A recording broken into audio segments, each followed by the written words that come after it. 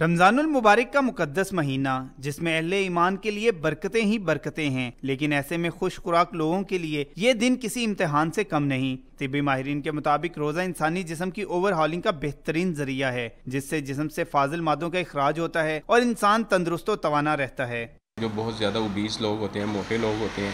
ان کے اندر چربی پگھلتی ہے، وزن کم ہوتا ہے، اور وزن کم ہونے سے ان کے اندر جو دل کی بیماریوں اور اس سے جو شوگر کے امراض کا جو احتمال ہے وہ کم ہو جاتا ہے۔ چکنائی، نمکیات اور جو ایسی چیزیں جو کولیسٹرول کی صورت میں جسم کے مختلف شریانوں کے اندر جذب ہو کے عارض دل کا باعث بنتی ہیں یا پھر فالج کا باعث بنتی ہیں، ان بیماریوں میں کمی اس روزے میں جو ہم لوگ خوراک کم لیتے ہیں اس کی وجہ سے آتی ہے۔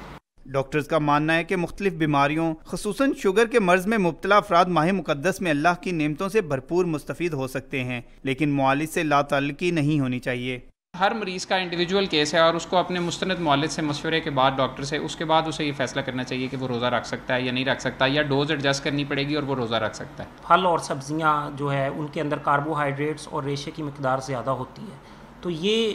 سحری میں بھی لینا اور افطاری میں بھی لینا یہ ان مریضوں کے لیے ادروائز کسی بھی بندے کے لیے رمضان کے اندر یہ فائدہ مند ہے۔ روزہ انسان کے گناہوں کی ڈھال کے ساتھ ساتھ طبی فوائد کا بھی بہترین ذریعہ ہے، لیکن ضروری ہے کہ انسان اعتدال اور میانہ روی کو ہاتھ سے نہ چھوڑے۔ کیمرہ مین اجاز جارج کے ساتھ سیف اللہ چیمہ، ڈان نیوز، لاہور۔